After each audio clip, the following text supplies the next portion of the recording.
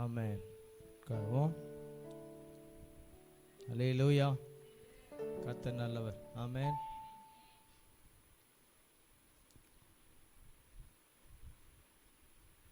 தொடர்ந்து நம்முடைய ஐஆர்சிக்காக ஜெபம் பண்ணுங்கள். ஆமென். அல்லேலூயா.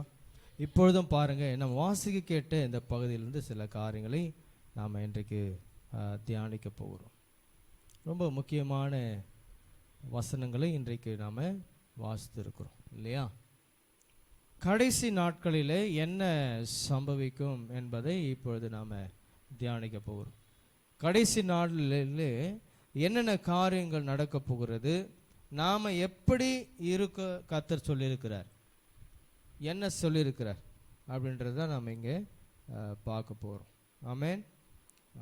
இந்த கடைசி நாட்களிலே முடிவு பரியந்தம் நாம் என்ன செய்யணுமா?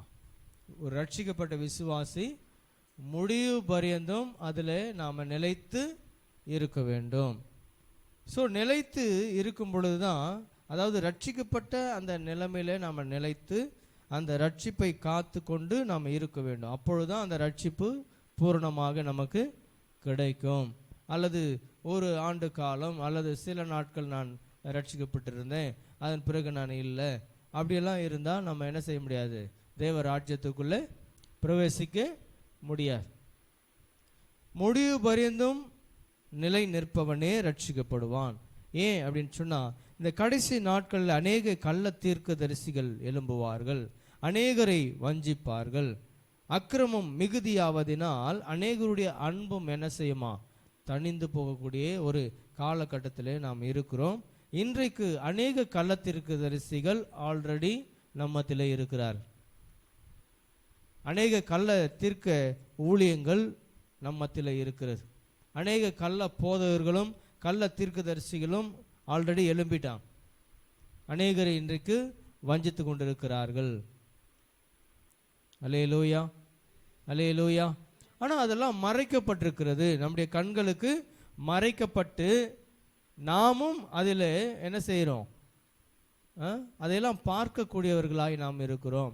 அதை கேள்விப்படுகிறதாய் முன்னாடி இருந்தது, ஆனால் இப்பொழுது அது நம்முடைய அருகாமையிலேயே அநேக காரியங்கள் இன்றைக்கு நம்ம இடத்திலேயே நடந்து கொண்டு இருக்கிறதா இருக்கிறது. அல்லேலூயா. ஒரு கள்ள தீர்க்கதரிசி அல்லது கள்ள போதகர் அல்லது கள்ள ஊழியன்றதை நாம் எப்படி அறிந்து கொள்ள முடியும்? எப்படி அறிந்து கொள்ளுவீங்க?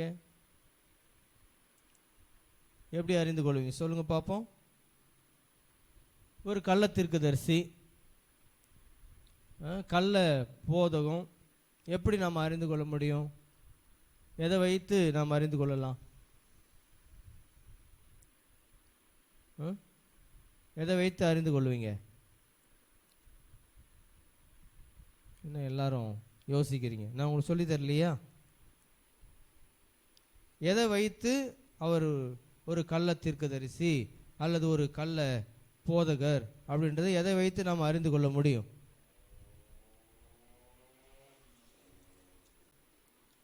2 யோவான் 7.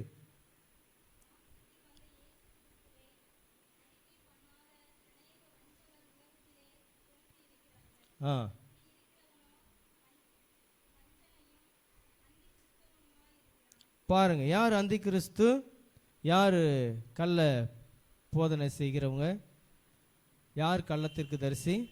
மாம்சத்தில் வந்த இயேசு கிறிஸ்துவை அறிக்கை பண்ணாத அநேக வஞ்சகர் உலகத்திலே தோன்றியிருக்கிறார்கள். இப்படிப்பட்டவனே வஞ்சகனும் அந்தி கிறிஸ்துவுமாய் இருக்கிறான். இன்னொரு இடத்துல நான் வாசிக்கும் பொழுது, இயேசுவை கிறிஸ்து என்று அறிக்கை செய்யாதவர்கள் யாரு? கள்ள தீர்க்கதரிசி. இயேசுவை கிறிஸ்து என்று அறிக்கை செய்கிறவர்கள் யாரு? சரியான தீர்க்கதரிசி. இயேசுவை எப்படி அறிக்கை செய்யணும்? எப்படி அறிக்கை செய்யணும்? இயேசுவை கிறிஸ்து என்று அறிக்கை செய்யணும். அப்படி அறிக்கை செய்யாதவங்க யாரு? கள்ள ஆமாம், இதை நீங்கள் 1 யோவானில் வாசித்தீங்கன்னா 5ஆம் அதிகாரத்தில் வாசிக்கும் பொழுது உங்களுக்கு தெரியும். 12ஆம் வசனம் வாசிங்க. குமாரனை உடையவன் ஜீவனை உடையவன், தேவனுடைய குமாரன் இல்லாதவன் ஜீவன் இல்லாதவன். சரிங்களா? இப்படி அநேக காரியங்கள் அதில் கொடுக்கப்பட்டிருக்கிறது. நீங்கள் வீட்டுக்கு போய் என்ன பண்ணுங்கள், வாசித்து பார்க்கும்படி கேட்டுக்கணும். இன்னொரு வசனம் இருக்குது, அது எங்கே இருக்குன்னு தெரியல. சரி, கவனிங்க. இப்போ அநேக கள்ள தீர்க்கதரிசிகள் இயேசுவை கிறிஸ்து என்று அறிக்கையிடாதவர்கள் கள்ள தீர்க்கதரிசி. அவ்வளோதான். ரொம்ப சிம்பிள், ரொம்ப சிம்பிளாக உங்களுக்கு சொல்லி தரேன் பாருங்க. மாம்சத்தில் வந்த இயேசுவை கிறிஸ்து என்று நாம் என்ன செய்யணுமா? அறிக்கையிட வேண்டும். அவ்வளோதான், ரொம்ப சிம்பிள். அப்படி அறிக்கையிட்டுட்டீங்க அப்படின்னா அவங்க சரியானவர்கள். அப்படி அறிக்கை இடாதவர்கள் இயேசுவை வேறு மாதிரி அறிக்கை செய்யலாம், அல்லது தவறாய் அறிக்கை செய்யலாம், இல்லை அறிக்கை செய்யாமலும் இருக்கலாம். எப்படி இருந்தாலும் அந்த தீர்க்கதரிசிகளுக்கு நாம் விலகி இருக்குது ரொம்ப நல்லது. ஆமென், அல்லேலூயா. ஆமாம், இதான் கலாத்தியர் 1ஆம் அதிகாரத்தில் கூட நம்ம வாசிக்கிறோம். கலாத்தியர் 1ஆம் அதிகாரத்தில் 4 வகையான சுவிசேஷம் அங்கே சொல்லப்பட்டிருக்கிறது. சரிங்களா? ஸோ அதிலும் நாம் உஷாராக இருக்கணும். ரொம்ப எல்லா போதனைகளிலும் நாம் கண்டுபிடிக்கிற நபர்களாக நாம் இருக்கணும். சரி, ஏன் இதை சொல்கிறேன் அப்படின்னா, நம்ம வாசித்த இந்த பகுதியில் நம்ம பார்க்கும் பொழுது கடைசி நாட்களில் தான் இப்படி நிறைய பேர் வந்து ஏதோ குழப்பி நம்மளை என்ன செய்வாங்களாம், வஞ்சிப்பார், வஞ்சனை உள்ள. இன்றைக்கு அநேக சபைகளை வஞ்சித்து கொண்டிருக்கிறது.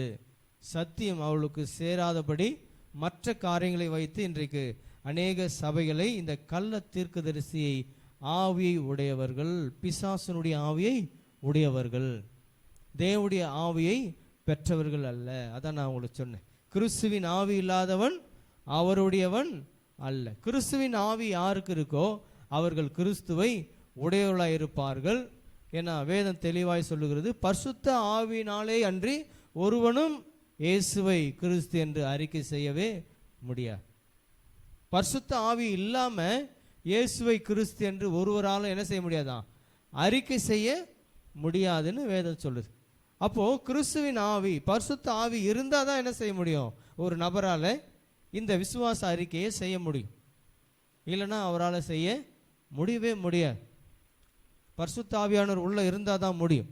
பிசாசுனுடைய ஆவி உள்ளவர்கள், வஞ்சிக்கிற ஆவி உடையவர்கள், கள்ள தீர்க்க தரிசன ஆவியை உடையவர்கள், அவர்களாலே இதை அறிக்கை செய்யவே முடியாது. அதுக்கு பதில் என்ன செய்வாங்க, வாக்குவாதத்தில் ஈடுபடுவாங்க. இந்த வசனம் அப்படி சொல்லுது, அந்த வசனம் எப்படி சொல்லுது, நம்மளை போட்டு என்ன பண்ணுவாங்க, குழப்புகிற நபர்லாம் இருப்பாங்க. அதனால் நீங்கள் மிக ஜாக்கிரதையாக இருக்கணும். இதில் கடைசி பரிந்தும் கொடுக்கப்பட்ட இந்த விசுவாசத்தில் நீங்கள் என்ன எப்படி இருக்கணும், ஆமாம், அசைக்கப்படாதபடி நீங்கள் உறுதியாக இருக்க வேண்டும். அதன் பிறகு பாருங்க, இந்த ராஜ்யத்தினுடைய சுவிசேஷம் பூலோகம் எங்கும் உள்ள சகல ஜாதிகளுக்கும் சாட்சியாக பிரசங்கிக்கப்படும். சாட்சியாக, அதை நான் ஏற்கனவே சொன்னேன். காஸ்பல்னா என்ன, சாட்சின்னா என்ன, போன வாரம் நம்ம அதை தியானிச்சோம் இல்லையா? சாட்சின்னா என்ன, எனக்கு சாட்சிகளாக இருப்பீர்கள். ஆமென். உங்களுக்கு நீங்கள் சாட்சி இல்லை, உங்களுக்கு நீங்கள் சாட்சி இல்லை. யாருக்கு சாட்சி? ஆமாம், அவர் தான் கிறிஸ்து. அல்லேலூயா. சில பேர் அவங்களே சாட்சியாக இருப்பாங்க. அந்த சாட்சியை கர்த்தர் விரும்பல. எனக்கு, அவருக்கு நீங்கள் சாட்சி. ஆமாம், இன்னார் உண்டு, அவர் தான் இவர் தான் இப்படிப்பட்ட காரியங்களை செய்கிறவர், செய்து கொண்டிருக்கிறவர், அதற்கு நான் தான் சாட்சியாக இருக்கிறேன் அப்படின்னு சொல்லி நாம் சாட்சி சொல்லுகிற நபர்களாக நாம் காணப்பட வேண்டும். முதல்ல நாம் பார்த்தோம், நம்ம வஞ்சிக்கப்படக்கூடாது. அல்லேலூயா. என்ன செய்யக்கூடாது, கள்ள தீர்க்க தரிசனத்தின் மூலமாக, கள்ள போதகத்தின் மூலமாக, அதெல்லாம் ஏதோ ஒரு சொல்லிட்டு வருவாங்களா, நான் கள்ள தீர்க்க தரிசனம் சொல்ல போகிறேன், கல்ல போதுங்க உங்களுக்கு டீச் பண்ண போகிறேன் சொல்லிட்டா வருவாங்க, சொல்லுவாங்களா? நம்ம டீச்சிங் கூட அவங்க டீச்சிங் பெட்டராக இருக்கும். அந்த அளவுக்கு அப்படியே உருகி நீங்கள் அழுது கண்ணீர் வடித்து அங்கேயே உட்காந்துடலாமான்னு இருக்கும். புரியுதா உங்களுக்கு? அவங்க பிரசங்கம் பண்ணும்பொழுது அது ஒரு கள்ள உபதேசமாக தெரியாது. கர்த்தர் உன் கண்ணீரை யாவையும் துடைப்பார் அப்படின்னு ஒருத்தர் பிரசங்கம் ஆரம்பித்தார். என்ன பண்ணுவார் நினைக்கிறீங்க? கண்டிப்பாக நீங்கள் கண்ணீர் விடுவீங்க. பட் நம்ம என்ன பிரசங்கம் பண்ணுறோம்? ஆல்ரெடி உன் கண்ணீரை துடைத்து விட்டார். அல்லேலூயா. விசுவாசிக்காமல் இருக்கிறது யார் தப்பு? உங்களுடைய தப்பு. இனிமேட்டு துடைக்க போகிறது கிடையாது. ஆமென். இனிமேட்டு வந்து கர்த்தர் உன் கண்ணீரை எல்லாம் துடைச்சிட்டு இருக்கிற நேரம் இல்லை. ஆல்ரெடி உன் கண்ணீரை துடைத்து விட்டார். உன் பாரங்களை கர்த்தர் சுமப்பார் இல்லை, ஆல்ரெடி சுமந்து விட்டார். ஆமாம். எங்கே? கல்வாரி சிலுவையில் உன் கண்ணீர், உன் கவலை, உன் பாரம், உன் பாவம், உன் சாபம் எல்லாவற்றையும் சுமந்து விட்டார். அல்லேலூயா. இனிமே சுமக்க போகிறது கிடையாது. அப்படின்னா இன்னொரு தடவை இயேசுவை சிலுவையில் அறையணும்னு அர்த்தம். இப்படி விசுவாசித்தீங்கன்னு வச்சிங்களேன், இன்னொரு தடவை இயேசு வரணும்னு அர்த்தம் இல்லை. வருவார். ஆனால் எப்படி வருவார்? இயேசு எப்படி வரப்போறாரு? இரண்டாம் வருகை அவர் ராஜாதி ராஜாவாக நியாயாதிபதியாய் வரப்போகிறார். அல்லேலூயா. கண்ணீரை துடைக்க அவர் வரப்போறது இல்லை. உன் கவலையை மாற்ற வரப்போறது இல்லை. உன்னை மறுபடியும் ரட்சிக்கிறதுக்கு வரப்போறது இல்லை. அல்லேலூயா. மறுபடியும் உன்னை வந்து ரட்சிக்க போறாரா? நோ. ஆல்ரெடி இயேசுவாக இந்த பூமிக்கு வந்து விட்டார். அதனால தான் அவர் பேர் ரட்சகர். வந்து ரட்சித்து விட்டார். ஆமென். இப்போ வரப்போகிறவர் யாரு? அவர் தான். பட் யாரா வரப்போறாரு? நியாயாதிபதியாய் வரப்போகிறார். அல்லேலூயா. அவர் கிறிஸ்துவாக ஆல்ரெடி என்ன பண்ணிட்டாருங்க? வந்து ஆதியில் உண்டான இந்த 3 அடிப்படை பிரச்சனைகளை என்ன செஞ்சிட்டாரு? தீர்த்துட்டார். எங்க? கல்வாரி சிலுவையில். இனிமேல் கர்த்தர் வந்து செய்ய மாட்டார். அல்லேலூயா. இப்போ யாரை வச்சிருக்கிறார்? ஊழியக்காரர்களை வைத்திருக்கிறார். அவருடைய வார்த்தைகளை கேட்டு, இந்த போதனைகளை கேட்டு, வேதத்தினுடைய காரியங்களை கேட்டு நீங்கள் தான் மனம் திரும்பணும். ஆமென். நீங்கள் தான் ரட்சிப்புக்கு எதுவான வழியில் போகணும். நீங்கள் தான் விசுவாசத்தினால எல்லாவற்றையும் பெற்றுக்கொள்ள வேண்டும். ஆமென். ஆமாம். நேற்றைய தினத்தில் ஒரு போதரோடு பேசி கொண்டிருக்கும்போது நம்முடைய சபையில் இருக்கிற வியூ பாயிண்ட்டை நாம் என்ன செய்யணும்? மாற்ற வேண்டும். என்ன வியூ பாயிண்ட்? இப்போ எல்லாரும் சபைகள் என்ன செய்கிறாங்க? அவங்க ஏதோ ஒன்று செய்கிறாங்க. வீடு கட்டுறாங்க, அல்லது மேரேஜ் பண்ணுறாங்க, அல்லது வேலைக்கு போகிறாங்க, அல்லது ஏதோ ஒரு காரியத்தை செய்ய போகிறாங்க. அதுக்கு என்ன செய்கிறாங்க? ஆண்டவரே எங்களை ஆசீர்வதி. விசேஷமாக ஊழியக்காரன் சபை கட்ட போகிறாங்க, ஊழியம் செய்ய, ஆண்டவரே எங்களை ஆசீர்வதி. இதுதான் இப்போ இருக்கிற சபைகளுடைய சூழ்நிலை. அதுக்காக என்ன செய்கிறாங்க? கடுமையாக என்ன செய்கிறாங்க? போராடுறாங்க. எப்படியெல்லாம் போராடுறாங்க? யாக்கோபு என்ன பண்ணாரு? போராடி ஜெபம் பண்ணாரு. போராடு. தானியேல் என்ன பண்ணாரு? 3 வேளையும். ஏன்னா யாக்கோபு போராடி ஜெபம் பண்ணது எதுக்கு? தானியேல் 3 வேளை ஜெபம் பண்ணது எதுக்கு? அதுக்கும் இதுக்கு ஏதாவது சம்மந்தம் இருக்கா? இல்லைங்களா? இல்லை. அவங்களுடைய கான்செப்ட் வேற. அவர் எதுக்கு போராடி ஜெபம் பண்ணாருன்றது அது வேற. தானியேல் எதுக்கு 3 வேளையை ஜெபம் பண்ணாருன்றது அதனுடைய இது வேற. அப்புறம் விழித்திருந்து ஜெபம் பண்ண, விழித்திருந்து ஜெபம் பண்ண ஆன்லைன் ப்ரேயர் போயிட்டு ஜெபம் பண்ணுறது நோ. அந்த விழிப்பு ஆண்டவர் சொல்லலை. 24 மணி நேரமும் விழித்திருந்து ஜெபம் பண்ணணும். ஆமென். கொஞ்ச நேரம் இல்லை, 1 மணி நேரம் இல்லை, 2 மணி நேரம் இல்லை, அல்லது வாரத்தில் 1 நாள் இல்லை. என்ன செய்யணும்? வாரத்தில் 7 நாளும் 24 மணி நேரமும் ஜெபத்தில் இருக்க வேண்டும். அல்லேலூயா. ஸோ தேவனை விட்டு நாம் என்ன செய்யக்கூடாது? ஒருபோதும் பிரிவே கூடாது. விளங்குச்சா உங்களுக்கு? ஸ்கெட்யூல்டு ப்ரேயர், 3 வேளை ஜெபம் பண்ணுறது ஒரு விதம். இப்படி ஜெபத்தில் அநேக விதங்களை நான் உங்களுக்கு ஏற்கனவே சொல்லி கொடுத்துருக்கேன். ஆனால் எல்லா விசுவாசியும், எல்லா பிள்ளைகளும் ஒவ்வொரு நாளும் 24 மணி நேரமும் எப்படி இருக்கணும்? நீங்கள் விளையாடுங்க, நோ ப்ராப்ளம். படிங்க, நோ ப்ராப்ளம். சாப்பிடுங்க, தூங்குங்க, நோ ப்ராப்ளம். ஆனால் என்ன பண்ணணும்? சிந்தனை தேவனோடு ஐக்கியத்திலே இருக்கணும். அதுதான் 24 மணி நேரம் ஜெபம். அல்லேலூயா. இல்லை நான் 5 நிமிஷம் ஜெபம் பண்ணிட்டேன், அதுக்கப்புறம் ஆண்டவரை மறந்துட்டேன். மறக்கக்கூடாது. அது ஒரு பிரயோஜனமும் இல்லை. சரிங்களா? விழித்திருந்து ஜெபம் பண்ண சொன்னாங்க. நான் வெள்ளிக்கிழமை நைட்டு விழித்திருந்து ஜெபம் பண்ணிட்டேன். அந்த விழிப்பு கிடையாது. வேதத்தில் சொல்கிறது அந்த விழிப்பு கிடையாது. நம்முடைய அறிவு விழிப்பாக இருக்கணும். ஆமென். தூங்கக்கூடாது.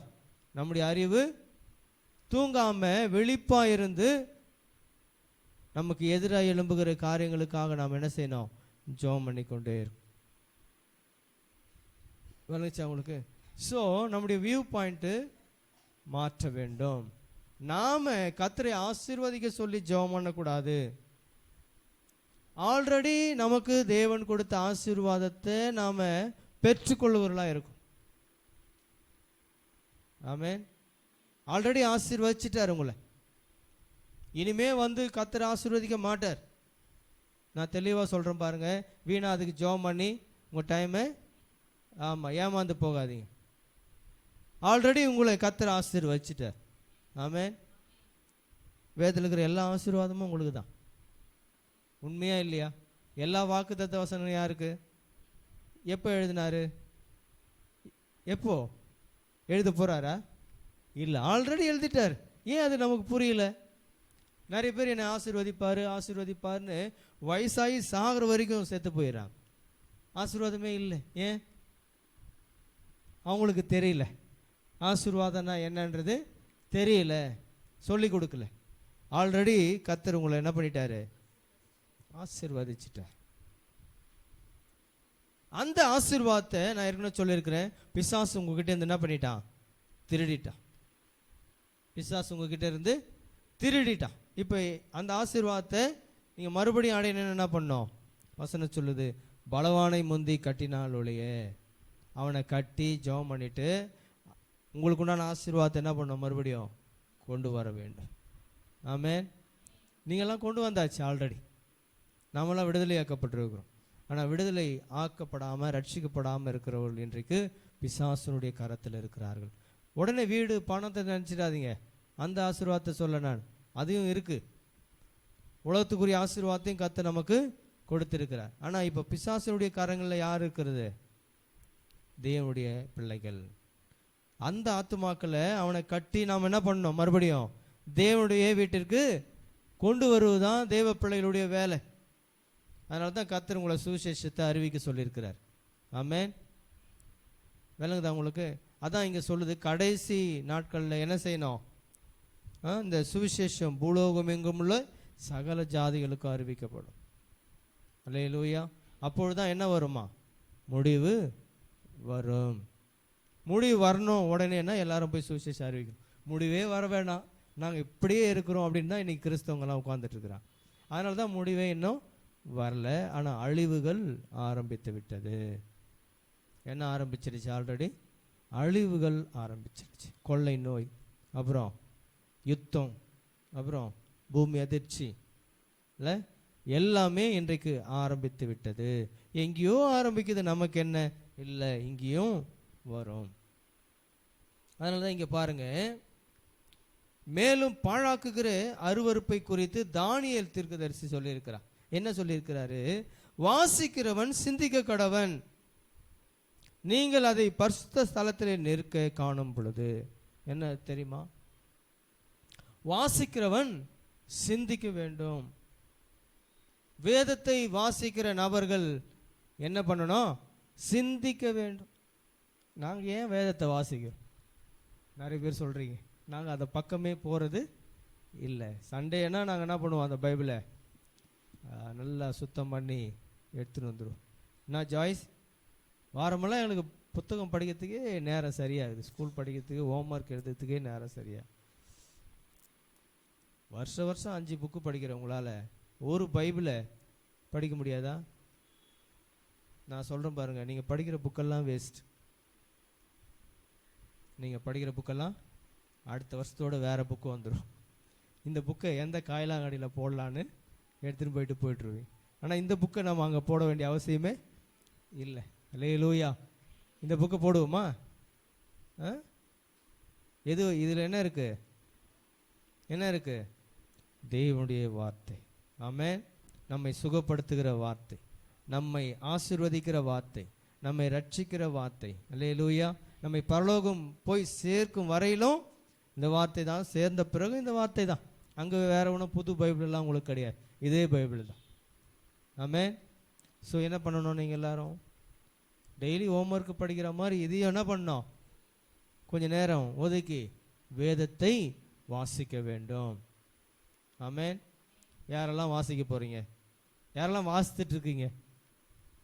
ஏற்கனவே நாங்கள் டெய்லி பைபிள் படிக்கிறோம்.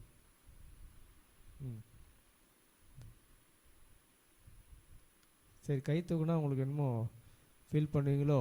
பிரசன்னா தைரியமாக தூக்குறான். சூப்பர். எல்லாம் கை தட்டுங்க பார்ப்போம். பிரசன்னாக கை தட்டுங்க பார்ப்போம். எல்லாரும் தைரியம் இருக்கணும், அந்த தைரியம் இருக்கணும். ஏன்னா டவுட் இருக்கக்கூடாது. சில பேர் தூக்கலாமா, அப்படியே ஏறும் கை. தூக்கலாமா வேணாவா, நம்ம படிக்கிறோமா இல்லையா, அப்படி இருக்கக்கூடாது, படிக்கணும். ஆமென். சரி, இப்போ சொல்லுங்கள், யாரெல்லாம் படிக்க போகிறீங்க நிலந்து? அப்போ இது வரைக்கும் நீங்கள் படிக்கலன்னு அர்த்தம். என்ன இது? வேதத்தை படிக்கலை அப்படின்னா நீங்கள் எது படித்தாலும், சில பேர் பாருங்கள் வேக வேகமாக படிப்பாங்க, நல்ல பணம் செலவு பண்ணி நல்லா படிப்பாங்க. அப்புறமா 12th முடிச்சுட்டு டிகிரி படிப்பாங்க, அதுக்கப்புறம் மாஸ்டர் டிகிரி படிப்பாங்க, அதுக்கப்புறம் நல்ல ஒரு இது எடுத்து படிப்பாங்க. கடைசியில் போய் என்ன பண்ணியிருப்பாங்க தெரியுமா? அவங்க படித்ததுக்கும் அவங்களுக்கு சம்மந்தமே இருக்காது, வேலை செஞ்சுட்டு. சில பேர் லேடிஸ் வீட்டு வேலை செஞ்சிட்ருப்பான். அம்மா இதுக்கு தான் படிச்சியா, உழுது படிச்சியா, இதுக்கு தான் ஒரு 20 லட்சம் செலவு பண்ணுமா? கடைசியில் என்ன வேலை செய்வாங்க? போயிட்டு என்ன வேலை செய்வாங்கம்மா? என்ன வேலை செய்கிறாங்க இன்னைக்கு? அவங்க படித்ததுக்கும் அவங்களுக்கும் அதுதான் உலக அறிவு. அதுதான் என்ன அறிவு? உலக அறிவு. அவ்வளோதான். கிடைச்சா எந்த வேலை இருந்தாலும் பரவாயில்ல, செய்யலாம். இன்னைக்கு இருக்கிற சுச்சுவேஷன் அப்படி. ஏன்னா வேலை கிடைக்கிறதே பெரிய விஷயம். எந்த வேலை கிடைச்சா என்ன இல்லைம்மா? பாருங்க, இப்படி தான் உலகம் போயிட்டு இல்லை, உண்மையா இல்லையா? ஸோ நீங்கள் படிக்கிற படிப்பு வசனம் சொல்லுது, நன்மை செய்ய படிங்க. ஆனால் இன்னைக்கு எல்லாரும் காசு சம்பாதிக்க தான் படிக்கிறாங்க. இன்னைக்கு எதுக்கு படிக்கிறாங்க? காசு சம்பாதிக்கணுன்றதுக்காக தான் படிக்கிறாங்க. பட் வேதம் என்ன சொல்லுது? அது சொல்லுது வேதம், பணம் சம்பாதிப்பதற்காக நீங்கள் எல்லாரும் படிக்க வேண்டும். நான் சொல்கிறேன், பணம் சம்பாதிக்கிறதுக்கு படிப்பே வேண்டாம். உதாரணம் யாரு? நம்முடைய இந்தியாவில் இருக்கிற முதல் பணக்காரர். அவர்கிட்ட படித்த எல்லாரும் வேலை செஞ்சிட்ருக்கான். அமேசானில் போய் பாருங்க, எல்லாம் படித்தவரும் எங்கே போய் வேலை செய்கிறான்? படிக்காத ஒரு நபர்கிட்ட போய் வேலை செய்கிறான். பணக்காரர் படித்தவரா படிக்காதவரா? நல்லா யோசிங்க. முதல் பணக்காரர், நம்ம நாட்டில் இருக்கிற பணக்காரர், அவர் ஒன்றும் படிக்காதவர்.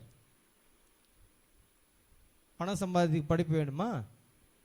வேண்டாம். சரி, நான் சாதிக்கணும், பெரிய லெவலில் சாதிக்கணும், அதுக்கு படிப்பு வேணுமா? உண்மையிலே வேண்டாம். அதுக்கு உதாரணம் யாரு? யாராவது ஒருத்தர் சொல்லுங்களேன்.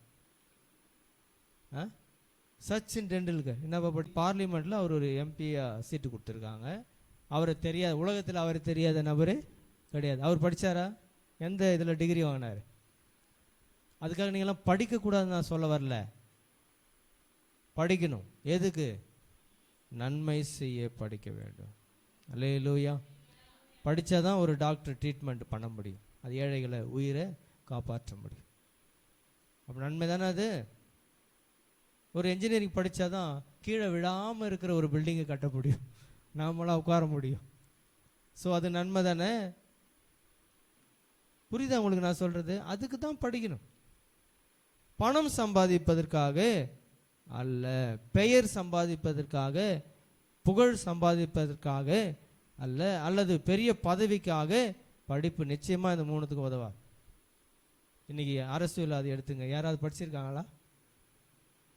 அரசியல்வாதி படிச்சிருப்பாங்க, பட் அரசியல்வாதிக்குன்னு ஏதாவது படிப்பு இருக்கா? இல்லை. பட் அவங்க என்ன பண்ணுறாங்க இன்னைக்கு? படிக்காத நபர் கூட இங்கிலீஷே தெரியாது, ஆனால் அவர்கிட்ட அவர் தான் கல்வி அமைச்சராக இருப்பார். இல்லை, நம்ம நாட்டில் அதெல்லாம் உண்டு.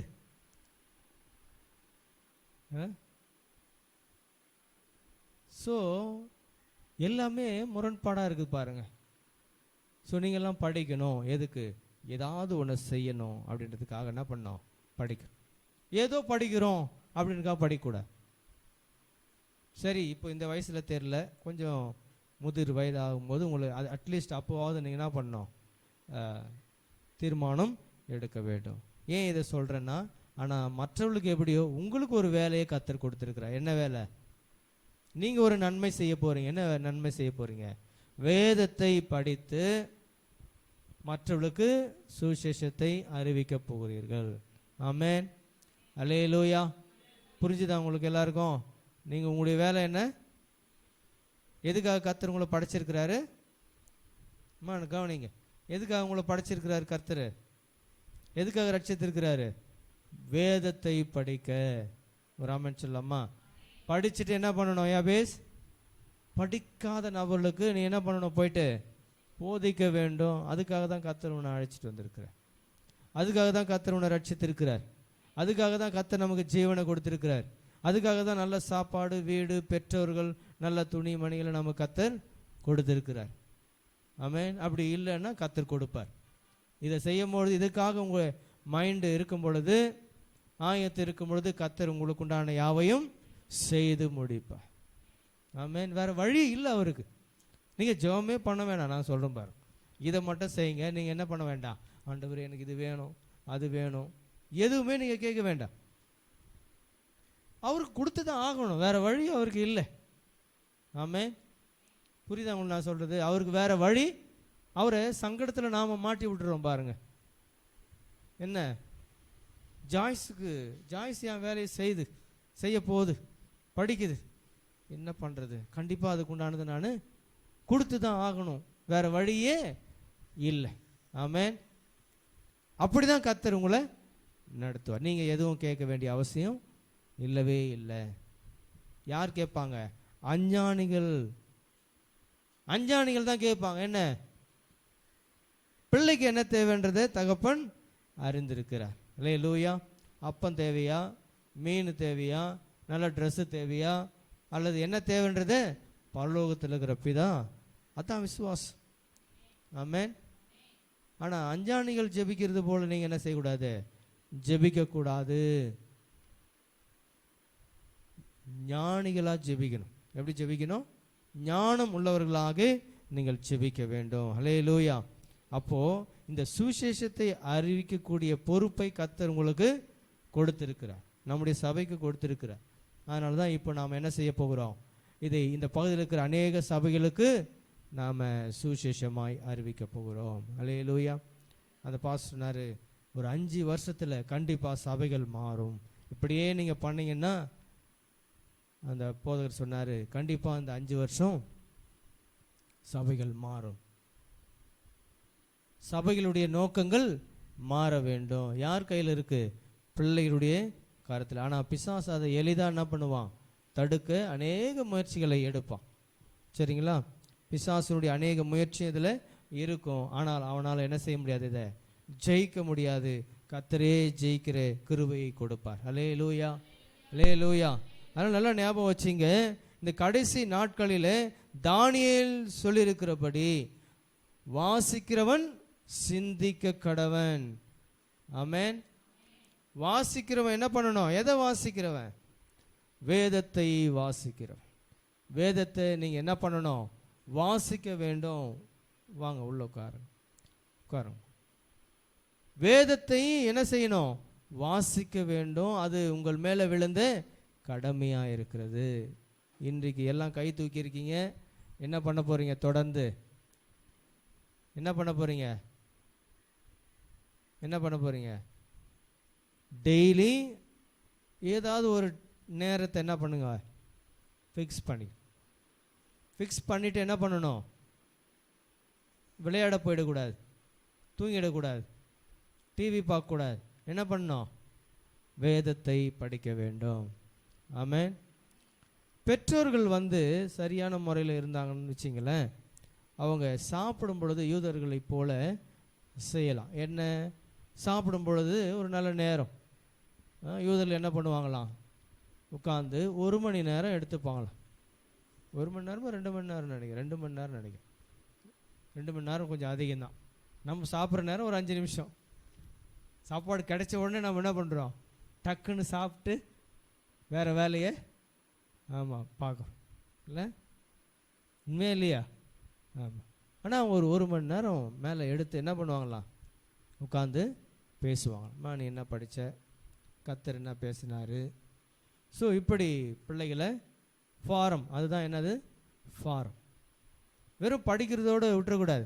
படித்த பிள்ளைகளை உட்கார வச்சு பெரியவங்க என்ன பண்ணோம், என்ன படித்த, கர்த்தர் என்ன பேசினார், எங்களுக்கும் கொஞ்சம் சொல்லிக் கொடு.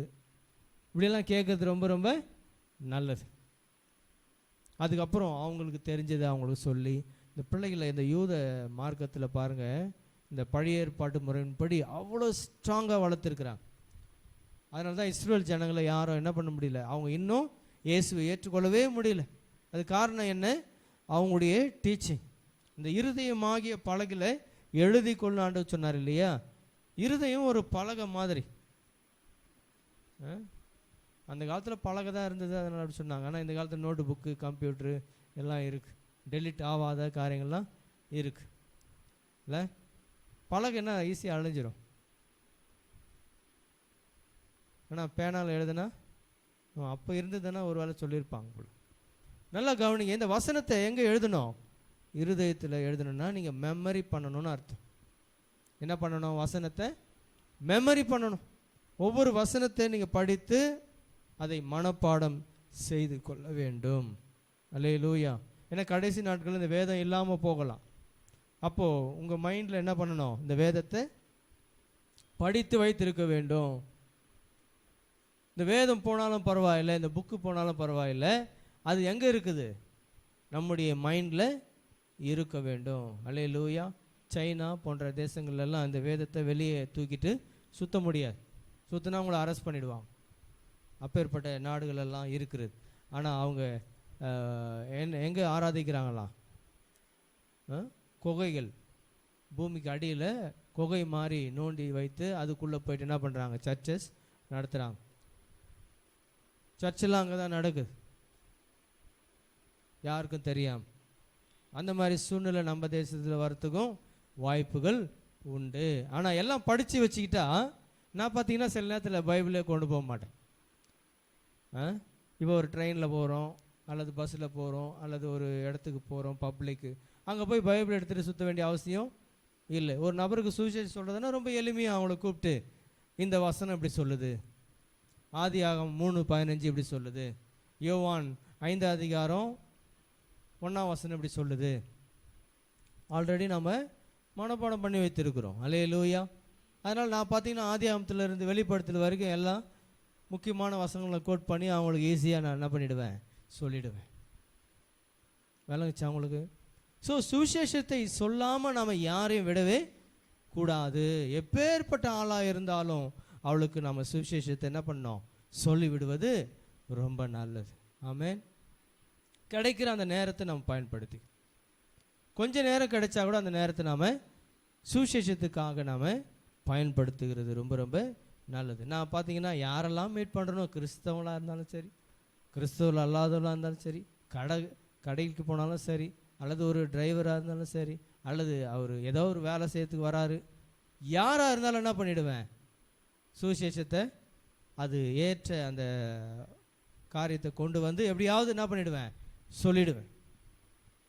ஆமென். போன கொடைக்கானல் போகும்போதும் அப்படி தான் அந்த டிரைவருக்கு, அவர் ஏற்றுக்கிறது ஏற்றுக்காது அவருடைய விருப்பம். சரிங்களா? சுவிசேஷம் சொல்கிறது நம்முடைய வேலை. போன வாரத்தில் நம்ம பென் சாமுவேல் பிரதர் அவருடைய வீட்டுக்கு, அவர் ஒரு பாஸ்ட்டு, இங்கே உங்களுக்கெல்லாம் தெரியும், யூடியூப்லலாம் பாடுறாரு இல்லையா, பாடுறாரா இல்லையா? அவரை நாங்கள் கூப்பிட போயிருந்தோம். அவருக்கும் என்ன பண்ணிட்டேன், ஒரு 1/2 மணி நேரம் உட்கார வச்சு சுவிசேஷத்தை சொல்லிட்டேன். யாராக இருந்தாலும் என்ன பண்ணலாம், நான் பார்க்குற பிஷப்பாக இருந்தாலும் அவருக்கும் சுவிசேஷம் சொல்லிவிடுவேன். பிஷப்பு எல்லாம் தெரியும் நோ இல்லை, இவர் பென் சாமியில் எல்லாரும் தெரியும், ஃபேமஸான ஒரு பாடகர், வர்ஷிப் லீடர். விட்ற முடியுமா? விட்ற முடியாது. 1/2 மணி நேரம் உட்காரச்சு எனக்கு கிடைச்ச நேரத்தில் சொல்லிட்டேன். அவர் அப்படியே உட்காந்து அந்த பிரதர் என்ன சொன்னார், எங்கள் சர்ச்சுக்கு வந்து டீச் பண்ணுங்க. ஆமேன். 3 நாள் நாங்கள் ரெடி பண்ணுறோம். அல்லது கொஞ்ச நேரம் சொல்லிகிட்டே இருந்தேன். அப்போ 6 மாதம் கோர்ஸாக வச்சிடலாமா? அவர் அப்படியே இன்ட்ரெஸ்டாக கேட்டு, ரொம்ப டீப்பாக இன்ட்ரெஸ்டாக இருக்கு, கண்டிப்பாக கேட்கணும் நான். ஏன்? சுவிசேஷம் எல்லாருக்குமே வேலை செய்யும். ஆமேன். தெரிஞ்சவங்களாக இருந்தாலும் சரி, ஆவிக்குரியவர்களாக இருந்தாலும் சரி, ஆவிக்குரியவர்கள் அல்லாதவர்களாக இருந்தாலும் சரி, சுவிசேஷம் கிரியை செய்யும். அல்லேலூயா, அல்லேலூயா. பட் அதுக்கு என்ன பண்ண மாட்டாங்க, சொன்னாலும் பிசாசு அவங்கள என்ன பண்ணிடுவான், மாற்றி விடுவான்.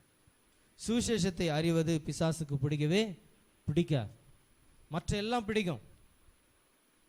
ஒன்றா வருவாங்க, சாப்பிடுவாங்க, போவாங்க, அல்லது எல்லாம் பழகுவாங்க. ஆனால் சுவிசேஷம் பிடிக்காது.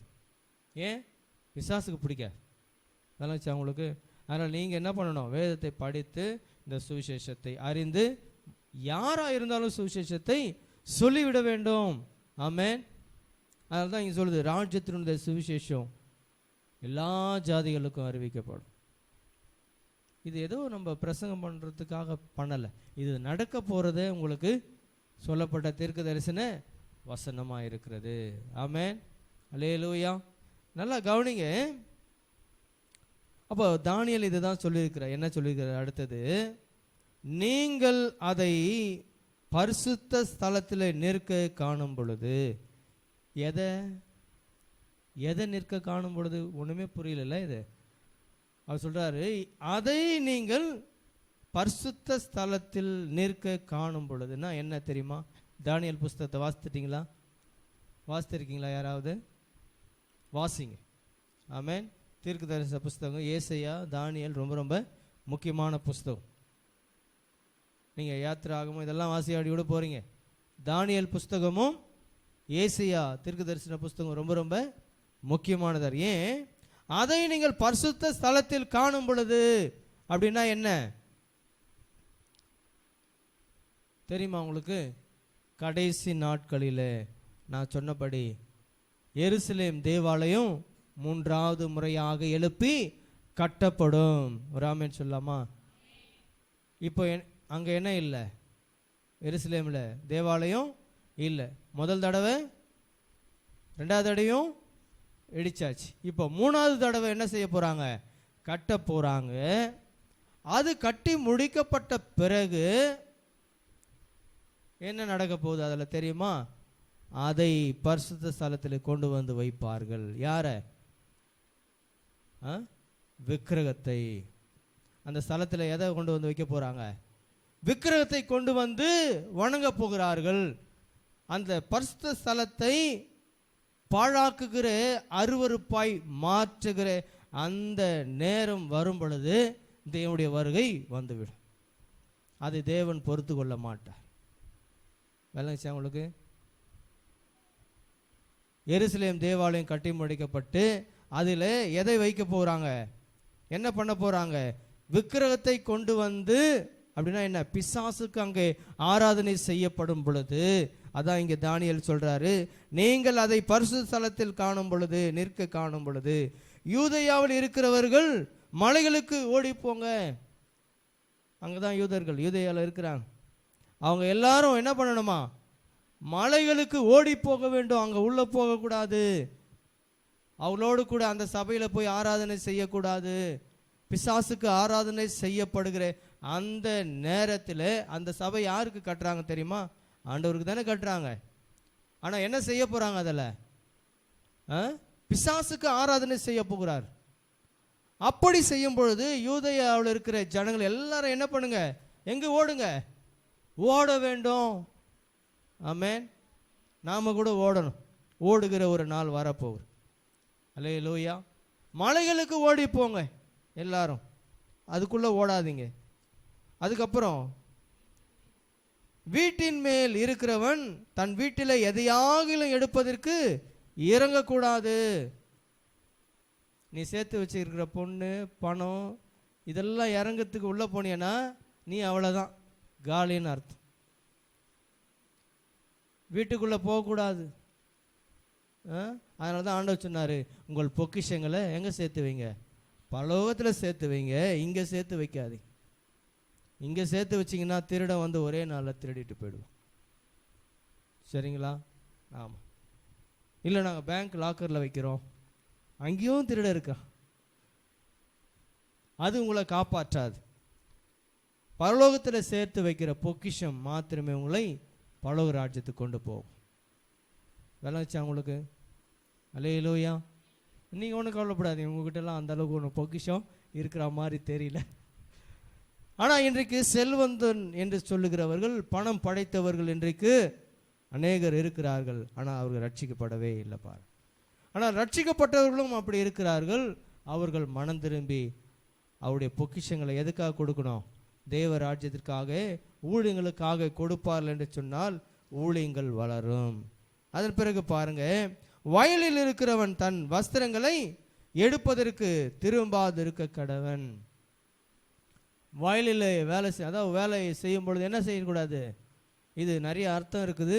ஆனால் உங்களுக்கு என்ன சொல்கிறேன் நான், வயலில் இருக்கிறவன் தன் வஸ்திரத்தை எடுக்க திரும்பாதிருக்க கடவன் என்று வசனம் சொல். அதாவது என்ன அர்த்தம்? நீங்கள் செய்கிற வேலைகளை மறுபடியும் செய்யக்கூடாது. ஆமென். அடுத்தது, அந்நாட்களிலே கர்ப்பவதிகளுக்கும் பால் கொடுக்கிறவர்களுக்கும் ஐயோ, நீங்கள் ஓடிப்போவது மாறி காலத்திலாவது ஓய்வு நாளிலாவது சம்பவியாதபடிக்கு வேண்டிக் கொள்ளுங்கள். ஆண்டவர் எதுக்கோ வேண்டிக் கொள்ள சொல்லியிருக்கிறார். ஆனால் நம்ம ஆட்கள் வேண்டதே வேற, நம்ம ஆட்கள் வேண்டிக் கொள்றதே வேற. அதுக்கும் வேதத்துக்கும் சம்மந்தமே கிடையாது பாருங்க. எதுக்கோ வேண்டிக் கொள்றோம். இது ஓய்வு நாளில் நடக்கக்கூடாதுன்னு ஆண்டவர் சொல்கிறார்.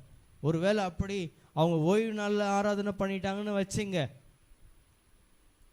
அன்னைக்கு தான் நம்மளாம் ஓடணும்.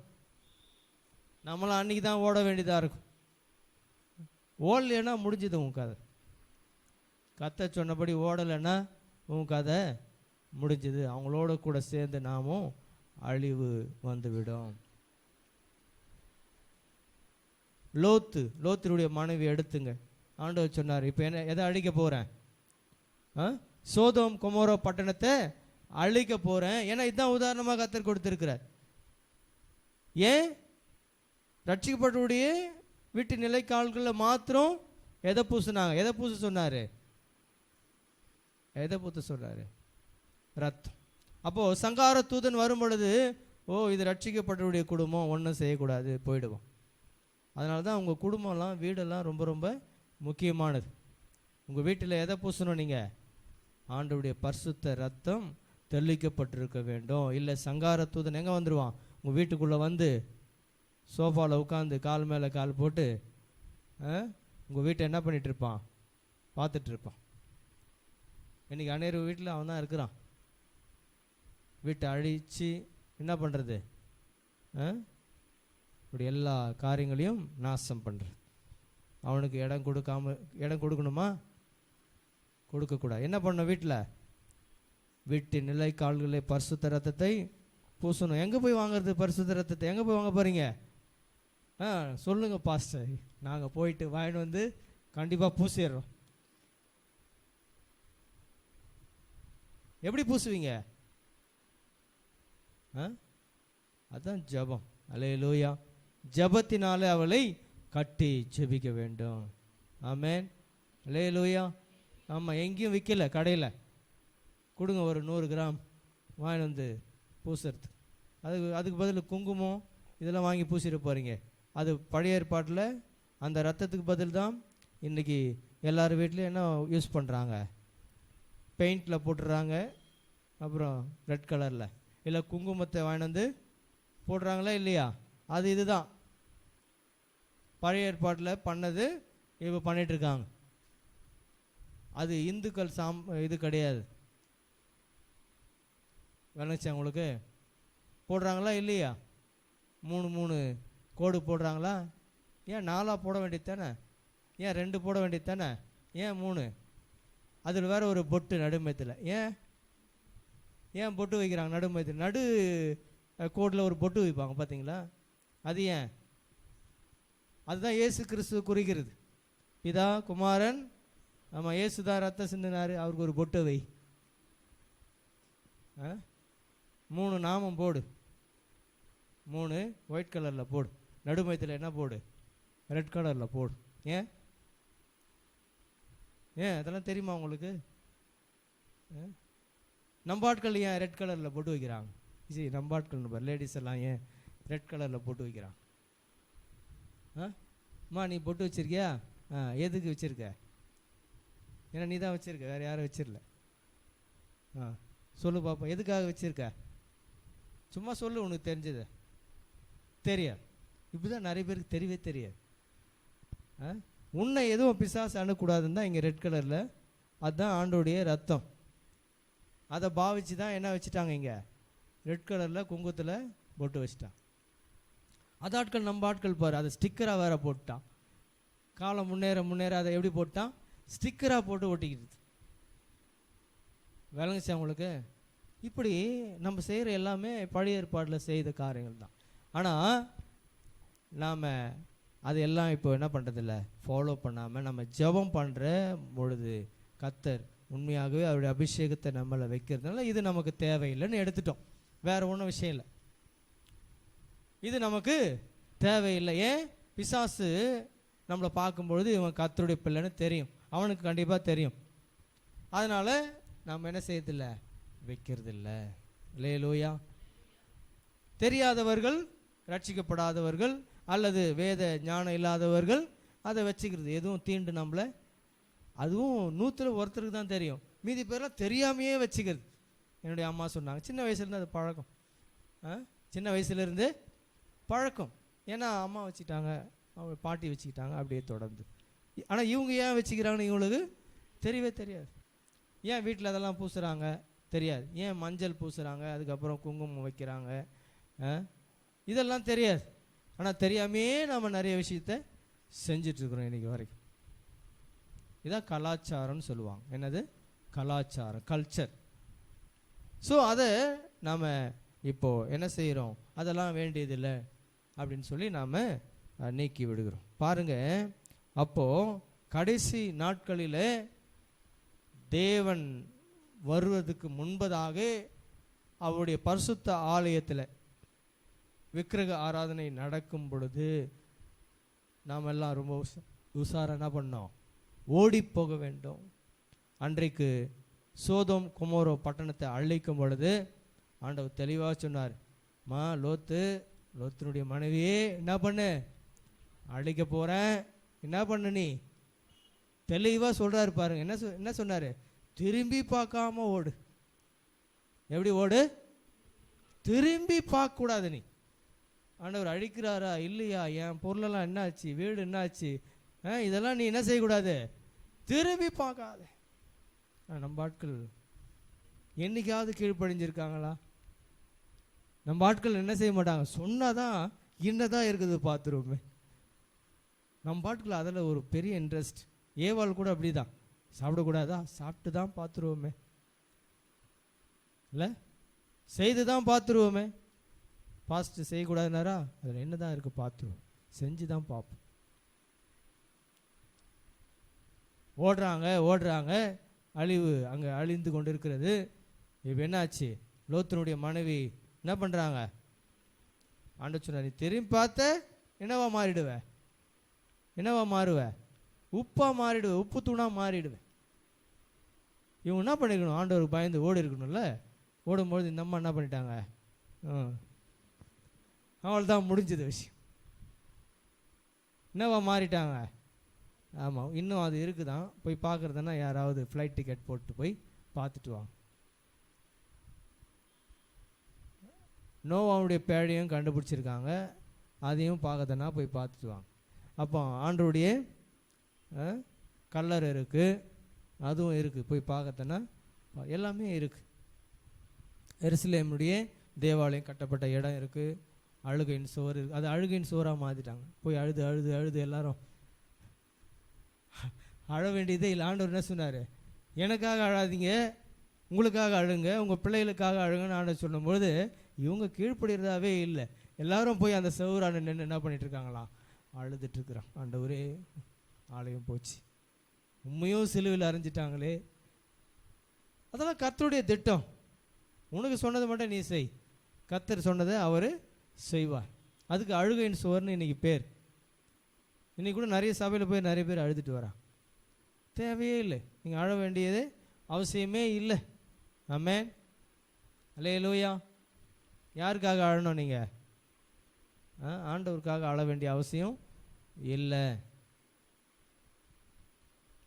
நிறைய பேர் குட் ஃப்ரைடேன்னா போய் அழுவாங்க. ஆனால் பாருங்க, அடுத்த ஒரு நாள் வந்த உடனே பிரியாணி செய், இல்லை அடி, பிரியாணி போடு, மட்டன் போடு, சிக்கன் போடு. உயிர்த்தெழுந்த நாள் சொல்கிறேன். அன்றைக்கி ஈஸ்டர் பண்டிகை, ஓகே துணி எடுத்து போடு, அதை போடு, இதை போடு, ஓகே வெளியே போ. ஆனால் வெள்ளிக்கிழமை உட்காந்து என்ன பண்ணிட்டு இருப்பாங்க? அழுதுருப்பாங்க. கஞ்சி கூட குடிச்சிருக்க மாட்டாங்க. அன்றைக்கி நல்லா பாஸ்டிங் போட்டு ஒரே நாள் வந்து பாருங்கள் எப்படி இருக்குது பாருங்கள். இதெல்லாம் பார்க்கறதுக்கு எப்படி இருக்கு? This is all culture. விளங்குதா உங்களுக்கு? எப்பொழுதும் போல தான் நாம் இருக்கணும். ஆமென். வெள்ளிக்கிழமை மறைச்சிட்டாரு, ஞாயிற்றுக்கிழமை உயிர் தேர்ந்துட்டார். நான் வெள்ளிக்கிழமை அழுவேன், ஞாயிற்றுக்கிழமை சிரிப்பேன்.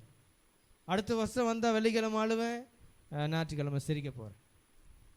இது பார்க்கறதுக்கு எப்படி இருக்குது உங்களுக்கு? வருஷம் ஆண்டவர் மறிக்கிற மாதிரி இருக்குது, வருஷம் ஆண்டவர் உயிர் தெரிந்துக்கிற மாதிரி இருக்குது. இன்றைக்கி சபைகள் அப்படி தான் செஞ்சிட்ருக்கிறான். சபையில் இன்றைக்கு அப்படி தான் கிறிஸ்தவங்க இன்றைக்கி செஞ்சுட்டு. அது பாரம்பரியம். என்னது? கல்ச்சர், பாரம்பரியம். இயேசு மரித்ததை ஒவ்வொரு நாளும் நாம் நினைக்க வேண்டும். ஆமென், அல்லேலூயா.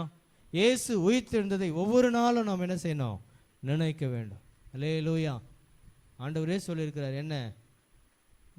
என்னை நினைவு கூறும்படி இதை செய்யுங்கள். அதனால தான் நம்ம திருவிருந்தை நம்ம எடுக்கிறோம். ஆண்டவர் எனக்காக மரித்தார், எனக்காக உயிர்த்தார். அதனுடைய அடையாளமாக தான் நம்ம திருவிருந்தை நம்ம எடுக்கிறோம். ஸோ அதை நாம் எப்பொழுதும் என்ன பண்ணணும்? மனதில் வைக்கிற நபர்களாக இருக்க வேண்டும். ஆனால் கடைசி காலத்தில் நாம் இருக்கோம். இந்த கடைசி காலத்தில் நீங்கள் ஓடி போடும் பொழுது திரும்பி பார்க்க கூடாது. அது மட்டுமல்ல, வீட்டில் இருந்து ஏதாகிலும் எடுத்துகிட்டு போகலாம், சாப்பாடு எடுத்துகிட்டு போகலாம், அல்லது கொஞ்சம் கை செலவுக்கு பணம் எடுத்துகிட்டு போகலான்னு உள்ளே போனீங்கன்னா முடிஞ்சுது. ஆண்டவர் சொல்கிறதையாவது கேளுங்க. ஏவாள்கிட்ட சொன்னார்மா, எவ்வளோ பழங்குது சாப்பிடு, எவ்வளோ பழங்குது தோட்டத்தில் சாப்பிடு, ஆனால் ஒரே ஒரு பழம் மட்டும் என்ன பண்ணிடாத, ஒரு கனியை மட்டும் சாப்பிடாது. ஏன் அதை விட்டா என்ன?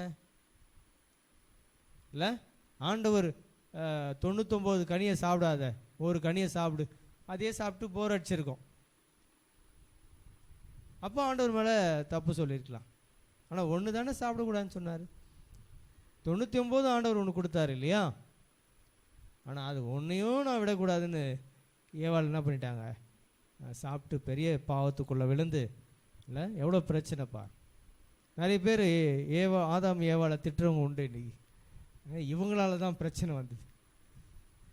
யாரால் வந்தது?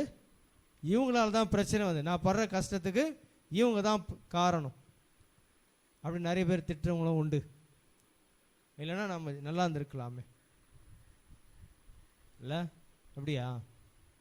இல்லை, அப்படி இல்லை. தேவன் மனிதனுக்கு எல்லா சுதந்திரத்தையும் கொடுத்திருக்கிறார். தேவன் அடிமையாய் நம்மை படைக்காம அவருடைய பிள்ளையாய் கத்த நம்மை படைத்திருக்கிறார். அல்லேலூயா, அல்லேலூயா. அதனால் தேவன் சொல்கிறத நாம் என்ன செய்யணும்? கேட்க வேண்டும். இந்த கடைசி நாட்களிலே நாம் கர்த்தருடைய பிள்ளைகளாய் வாழ்ந்து கர்த்தர் சொல்லுகிறதை கேட்டு அதன்படி நடக்கும் பொழுது கர்த்தர் நமக்குண்டான எல்லாவற்றையும் என்ன செய்வார்? வாய்க்க செய்வார். ஆமென். உங்களுக்கு உண்டான எல்லா ஆசீர்வாதத்தையும் கர்த்தர் கொடுப்பார். அதில் எந்த மாற்றமும் இல்லை. விசுவாசிக்கிறீங்களா? அல்லேலூயா. விசுவாசிக்கிறீங்களா இல்லையா?